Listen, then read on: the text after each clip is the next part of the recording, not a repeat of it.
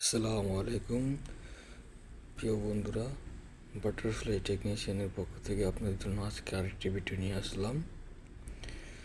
আজকের ভিডিওতে আমরা দেখাবো কীভাবে এলবোর মাঝখানে পাইপ পিস কাটতে হয়। পাইপ কাটিং, দুই এলবোর মাঝখানে অ্যাকুরেট পাইপ কাটিংয়ের ফর্মুলা আজকে আপনাদের মাঝে আমরা বলবো।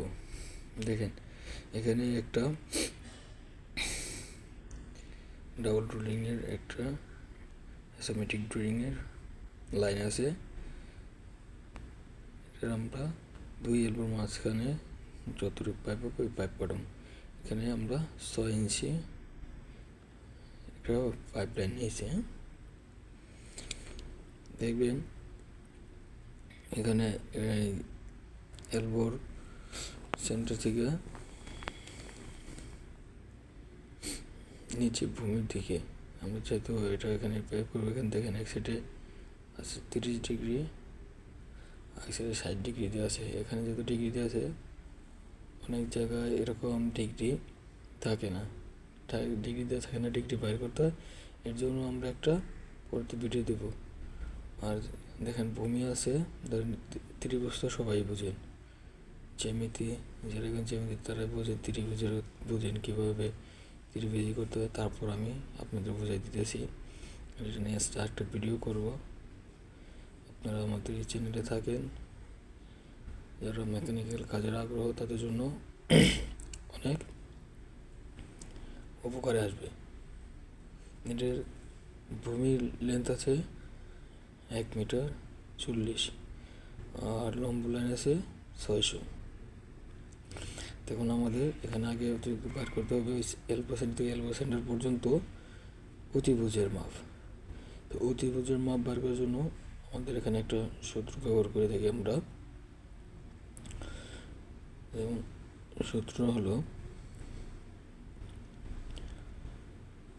ভূমি অতিভুজ সমান সমান ভূমি স্কোয়ার প্লাস লম্ব স্কোয়ার, তারপর শেষে রুট মারলে এর লেন্থটা বলবো। এটার কোন লেন্থটা পাবো? এই এলবোর সেন্টার থেকে ওই এলবোর সেন্টার পর্যন্ত। আর নিচের এলবোর ডিগ্রি আছে হলো 30 ডিগ্রি, আর ওপরের ডিগ্রি লম্ব সাইডের ডিগ্রি 60 ডিগ্রি। দেখেন ভূমি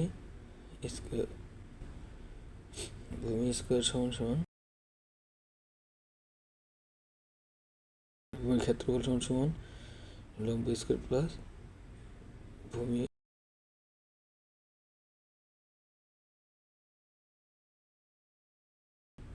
সমান অতিভুজ সমান সমান ভূমি স্কোয়ার প্লাস লম্ব স্কোয়ার। দেখেন এখানে দেওয়া আছে ভূমি স্কোয়ার সমান সমান অতিভুজ স্কোয়ার সমান সমান 1 মিটার 40 স্কোয়ার প্লাস 600 স্কোয়ার, মানে লম্ব আর হলো ভূমি। তো এখানে আমাদের অতিভুজ বাইরে আসে, লম্ব আর ভূমির যে ফল আছে ফলের রুট মারলেই দেখেন আমাদের অতিভুজের মাপ চলে আসলো 1 মিটার 200। আমাদের এখানে 1 মিটার 200 হলে তো এলবো থেকে এলবো সেন্টার। তো আমাদের তো এখন এখানে এলবো সেন্টার দেখতে পাবো যে এলবো আমাদের কতটুকু সেন্টারে আছে। আপনারা যে কোনো ডিগ্রির এলবো সেন্টার বের করতে এই সূত্র ব্যবহার করতে পারেন, যেটা আমি এখন দেখাবো। যদি নিচে 30 ডিগ্রি দেখা যাচ্ছে, উপরে 60 ডিগ্রি, তাহলে আমরা কীভাবে এলবোর ডিগ্রি বের করব। প্রথমে আমরা সূত্র জেনে নেব যে এলবোর যে কোনো এলবোর সেন্টার বের করার সূত্রটা কি।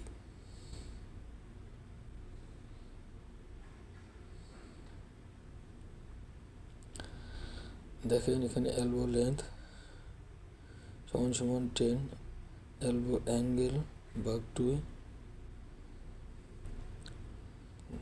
গুণ 38.1 গুণ পাইপ সাইজ, মানে পাইপের ডায়া বা অডি। আর এলবো লেন্থ সমান সমান দেখেন 30 ডিগ্রি ভাগ 2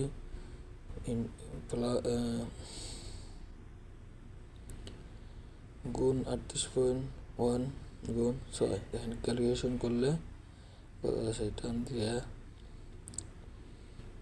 30 ডিগ্রি হাফ। যাদের সেন্টিফিক ক্যালকুলেটর আছে তারা সেন্টিফিক ক্যালকুলেটর দিয়ে এটা হিসাব করলে দেখবেন চলে আসবে কত 61 মিলি। 61 মিলি পেলাম 30 ডিগ্রি 6 ইঞ্চি পাইপের। এখন 60 ডিগ্রি 6 ইঞ্চি এলবোর ফর্মুলা বের করবো। এলবোর লেন্থ টান ডিগ্রি যত 60 ডিগ্রি ভাগ 2 গুণ 38.1 গুণ 6।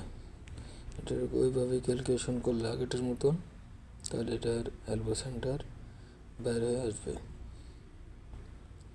দেখেন এটার এলবো সেন্টার আসে 131.9, যেহেতু 132 ধরা যায়, আসলো 132 মিলি। এখন আপনাদের এখানে আরেকটা কাজ আছে। কাজটা হলো 2 এলবোর মাঝখানে ওয়ালিংয়ের জন্য একটা গ্যাপ রাখতে হবে। দেখেন এখানে একটা পাইপ দেখানো যাচ্ছে, দেখেন এলবো এবং পাইপের মাঝে কিছুটা গ্যাপ আছে, এটাকে বলে গ্যাপ, ওয়ার্লিং গ্যাপ। তো এখানে ওয়ার্লিং গ্যাপটা রাখতে হয় মূলত 3 মিলি, অথবা বেশি বিগ সাইজ হলে, বড় সাইজ হলে 4 মিলি 5 মিলি পর্যন্ত রাখা যায়। তারপর 2 সাইডের জন্য গ্যাপ বাদ দিয়ে হলো 3 মিলি 6 মিলি। তখন আমাদের মূল একদম ফাইনালি পাইপটার মাপ আসে হলো, তো পাইপের লাইন 1200 মাইনাস 61 মাইনাস 132 মাইনাস 6 মিলি। এটা আমাদের ক্যালকুলেশন করলে চলে আসে। দেখেন পাইপের লেন্থ 1 মিটার 1 মিলি। আপনি 1 মিটার 1 মিলি মাপে পাইপটা কাটলে এই ডিগ্রিতে ফিটিং করতে পারবেন। এটা হলো একদম অ্যাকুরেট ফিটআপ। ইনশাল্লাহ যারা বুঝছেন তারা এইভাবে তো কাজকর্ম করলে কোনো সমস্যা হবে না। আর যারা না বুঝছেন তারা আমার কমেন্ট বক্সে এসে কমেন্ট করেন, ইনশাল্লাহ আপনাদের জন্য আরও নতুন নতুন ভিডিও দেব। চ্যানেলটা সাবস্ক্রাইব করে রাখুন আর ফলো এবং কমেন্ট করে রাখুন। আমার পরবর্তী ভিডিও পাওয়ার জন্য সাথেই থাকুন। ইনশাল্লাহ চেষ্টা করব যারা মেকানিক্যালের কাজকর্ম করে তাদের জন্য ভালো ভালো আরও ভিডিও দেওয়ার জন্য। সবাইকে ধন্যবাদ।